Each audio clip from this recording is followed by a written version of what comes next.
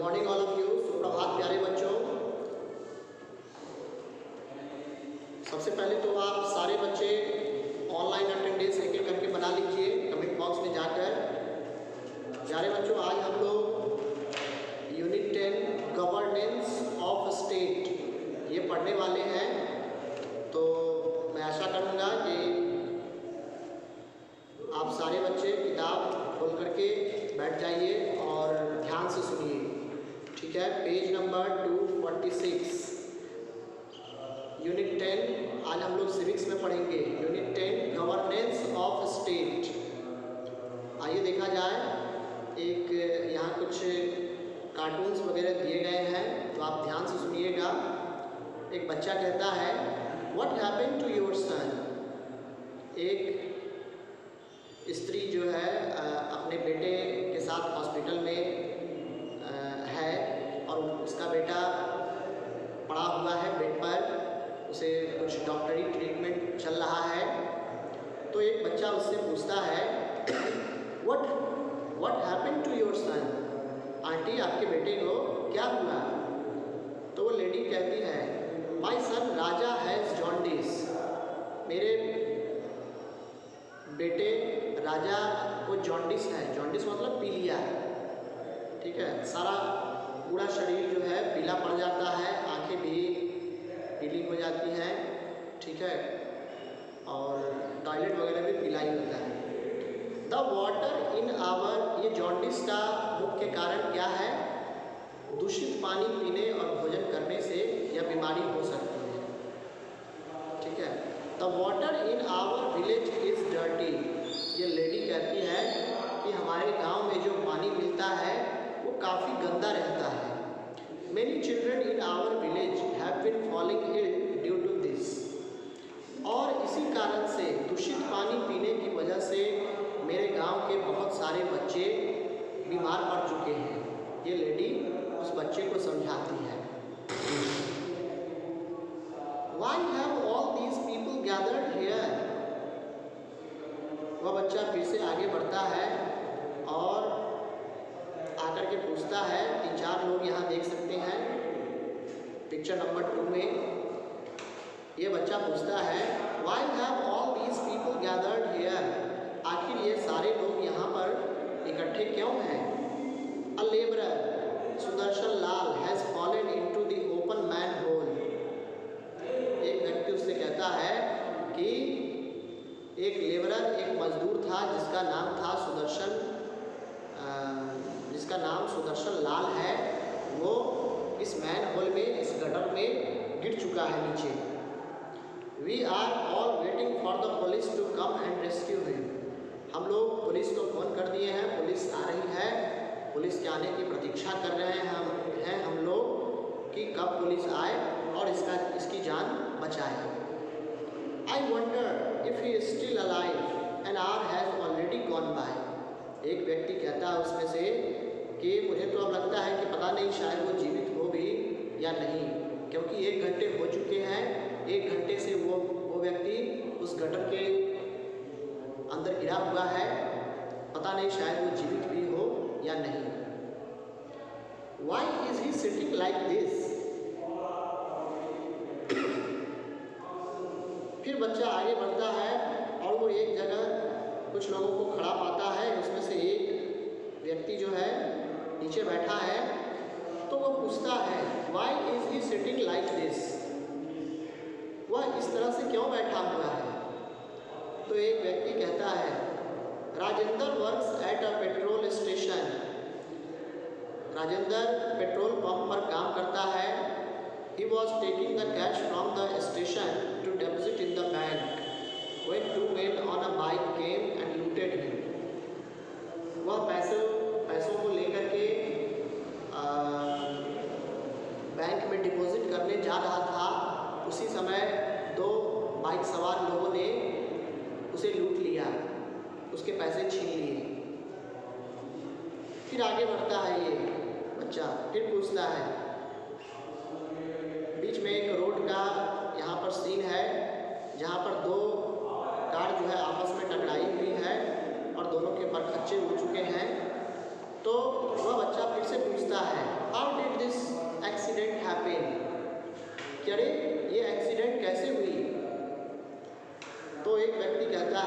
The traffic lights were not working, traffic light काम नहीं कर रहा था। There was chaos on the road, road पर भी काफ़ी भीड़ थी। These two cars came from opposite directions and banged head on into each other. ये दोनों कार एक दूसरे के अपोजिट दिशा से आए और दोनों आपस में एक ही साथ टकरा गए। फिर आगे वो बच्चा बढ़ता है और कहता है, Who is the man giving a speech?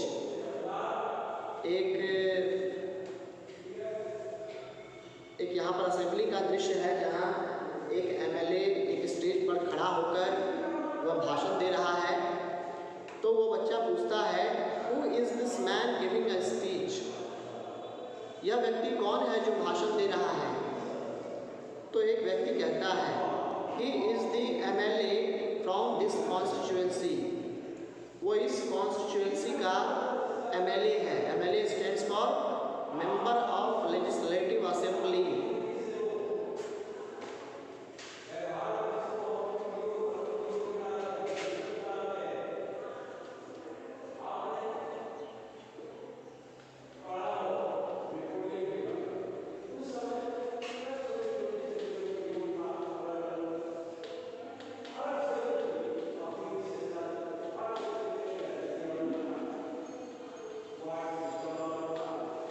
Member of Legislative Assembly.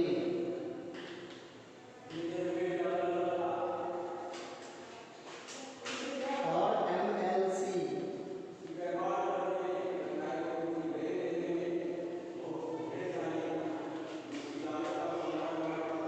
Member of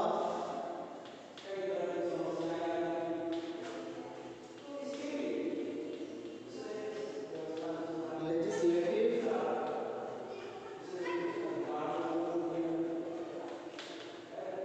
committee, ठीक है। और एक होता है MP, मेंबर ऑफ पार्लियामेंट।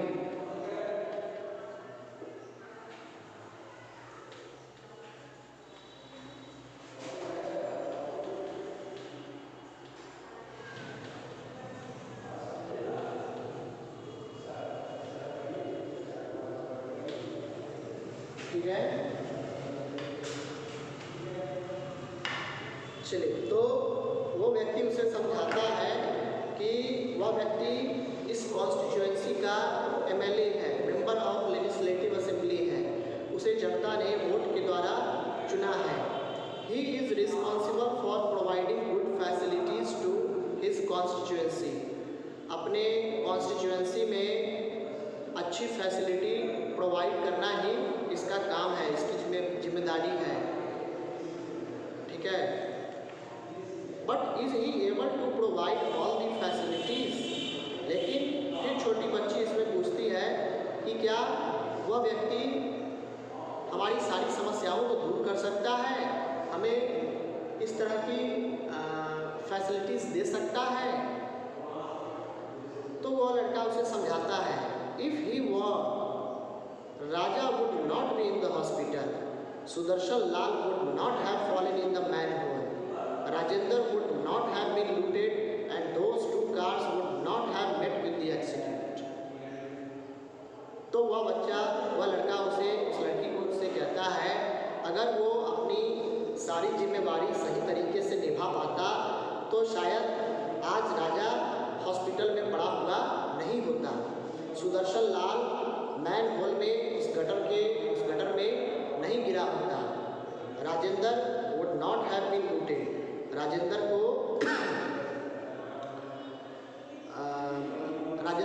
नहीं लूटा जाता।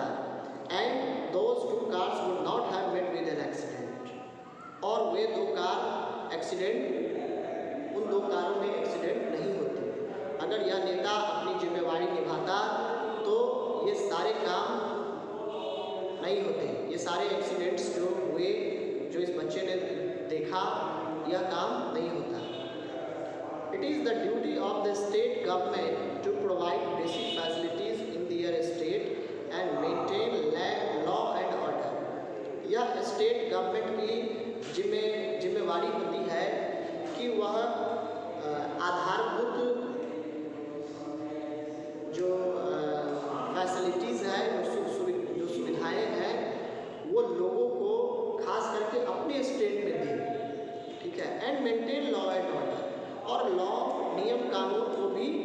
मेंटेन करे, यही स्टेट गवर्नमेंट का कर्तव्य है, उसकी जिम्मेवारी है। तो आइए आज हम लोग चैप्टर 27 सिविक्स में द स्टेट गवर्नमेंट शुरू कर रहे हैं। ठीक है, आप लोग ध्यान से सुनेंगे और समझेंगे। In India the government operates at 3 levels, local, state and central. Bharat में, जिस देश में हम लोग रहते हैं, यहाँ गवर्नमेंट को 3 लेवल में बांटा गया है। सबसे पहला हो गया local. Local level is also known as panchayat. ठीक है, ग्राम पंचायत। लोकल लेवल को हम लोग ग्राम पंचायत कहते हैं। गाँव में, शहर में अगर आप जाते हैं, छोटे शहर में, तो वहाँ क्या होता है, म्यूनिसिपैलिटीज़। ठीक है, और जब बड़े शहरों में जाएंगे तो वहाँ म्यूनिसिपल कॉरपोरेशन। हाँ, दूसरा है state level, means within the state, and central level means for the whole country. We have studied about local governments in the previous class. पिछले क्लास में हम लोग लोकल गवर्नमेंट्स के बारे में पढ़ चुके हैं। The state government is responsible for the administration of the state, whereas the central government is responsible for the administration of the entire country. State government का काम होता है अपने स्टेट के अंदर, अपने राज्य के अंदर लोगों को सुख सुविधा मुहैया कराना।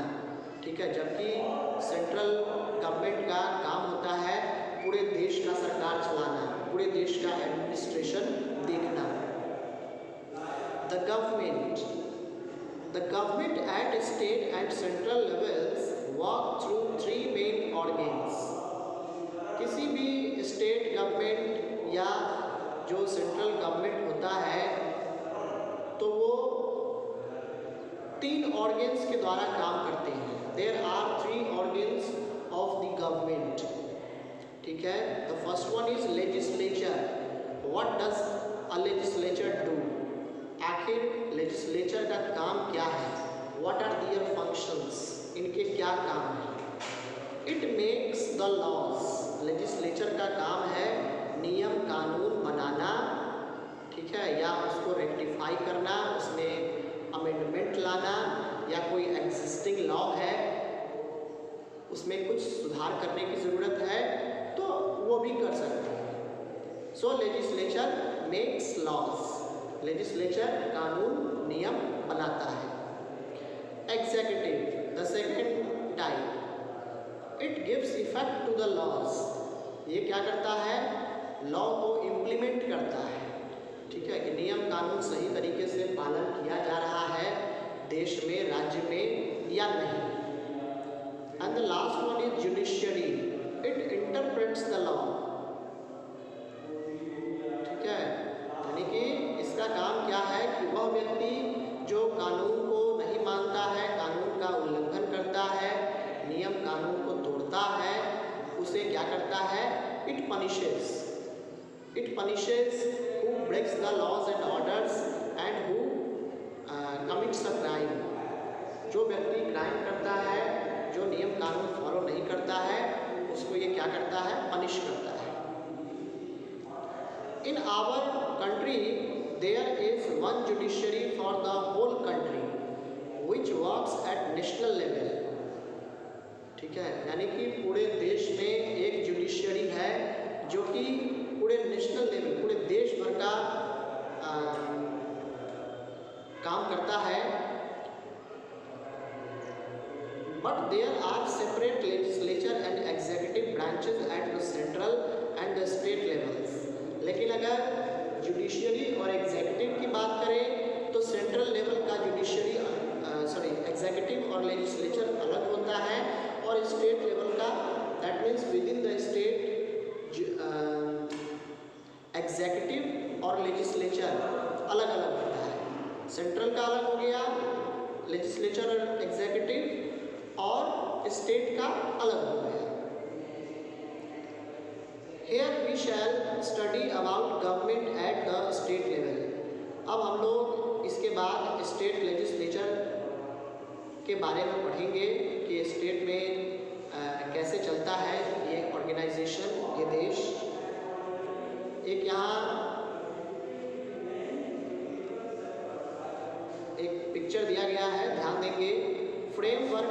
द स्टेट गवर्नमेंट, यहाँ स्टेट गवर्नमेंट का फ्रेमवर्क दिया गया है कि ये कैसे काम करता है। स्टेट गवर्नमेंट के नीचे आ गया 3, लेजिस्लेचर, एग्जीक्यूटिव एंड जुडिशियरी।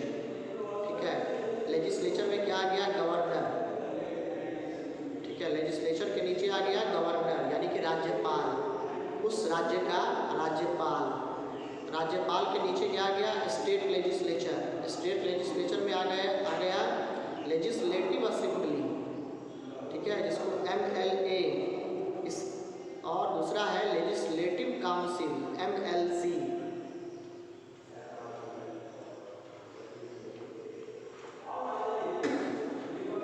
उसके बाद है एग्जीक्यूटिव में चीफ मिनिस्टर। एग्जीक्यूटिव के नीचे आ गया चीफ मिनिस्टर। चीफ मिनिस्टर क्या है, एग्जीक्यूटिव है। उसके नीचे आ गया काउंसिल ऑफ मिनिस्टर्स। ठीक है, मतलब पूरा मंत्रिपरिषद। उसके बाद जुडिशियरी। जुडिशियरी के नीचे आ गया स्टेट हाई कोर्ट्स। स्टेट का जो हाई कोर्ट है, यानी कि अपने बिहार, अगर मान लीजिए हम लोग बिहार में रहते हैं तो बिहार का हाई कोर्ट कहाँ है, स्टेट हाई कोर्ट पटना में। ठीक है, उस हाई कोर्ट के नीचे आ गया डिस्ट्रिक्ट कोर्ट्स। सब जिलों का जो कोर्ट्स होगा वो हाई कोर्ट के नीचे आ जाएगा। मुजफ्फरपुर का अलग होगा, समस्तीपुर का अलग होगा डिस्ट्रिक्ट कोर्ट। ठीक है, उधर मधुबनी चले जाइएगा, दरभंगा, भागलपुर, मतलब जितना ज़िला है उसका डिस्ट्रिक्ट कोर्ट अलग होगा, और ये सारे हाई कोर्ट के नीचे आएंगे। ठीक है, अगर मान लीजिए डिस्ट्रिक्ट कोर्ट से कोई फैसला अगर नहीं निकल पा रहा है या अगर खुश नहीं है तो आप हाई कोर्ट में भी आप अपील कर सकते हैं। चलिए, तो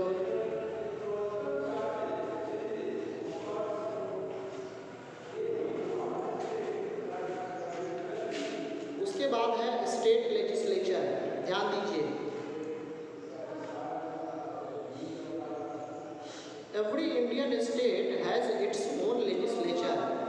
हर एक भारतीय स्टेट में अपना एक लेजिस्लेचर, अपना विधायिका होता है। Just like we have the Lok Sabha at the national level, we have the legislative assembly और Vidhan Sabha at the state level. जैसे कि नेशनल लेवल पर हमारे पास हमारे देश में लोकसभा चलता है, उसी तरह से अगर स्टेट लेवल पर देखा जाए तो क्या चलता है, विधानसभा, या विधानसभा को हम लेजिस्लेटिव असेंबली भी कह सकते हैं। Equivalent to the Rajya Sabha at the national level, we have the legislative council और विधान परिषद एट द स्टेट लेवल। अगर आप जैसे नेशनल लेवल पर जो राज्यसभा होता है तो उसके इक्विवेलेंट यानी कि उसके समकक्ष या उसके समानांतर में अगर देखा जाए तो हमारे राज्य में क्या होता है, लेजिस्लेटिव काउंसिल MLC। इसी के द्वारा इसमें जो मेंबर्स होते हैं उसको MLC कहा जाता है, मेंबर ऑफ लेजिस्लेटिव काउंसिल। और विधान परिषद एट द स्टेट लेवल, या लेजिस्लेटिव काउंसिल को हम विधान परिषद भी कह सकते हैं। ठीक है, चलिए अब आते हैं लेजिस्लेटिव असेंबली और विधानसभा। लेजिस्लेटिव असेंबली और विधानसभा किसे कहते हैं? It is also known as the lower house. ठीक है, यानी कि विधानसभा को या लेजिस्लेटिव असेंबली को हम लोअर हाउस भी कहते हैं, और लोकसभा को क्या कहेंगे, अपर हाउस। ये मैं the members of this house are directly elected by the people from assembly constituencies within the state. इसके जो मेंबर्स होते हैं इस हाउस के, विधानसभा के, उसे डायरेक्टली लोग चुनते हैं, लोगों के द्वारा वह चुना जाता है, और वो भी स्टेट के अंदर है। within the state. If there is one house, then the legislature is said to be unicameral, and if there are two houses, then it is bicameral. अगर किसी भी स्टेट में अगर एक हाउस होगा, एक हाउस होगा, तो उस लेजिस्लेचर को हम यूनिकैमरल कहेंगे, ठीक है। और अगर एक से अधिक होगा यानी कि दो होगा, तो उसे हम बाईकैमरल कहेंगे, ठीक है।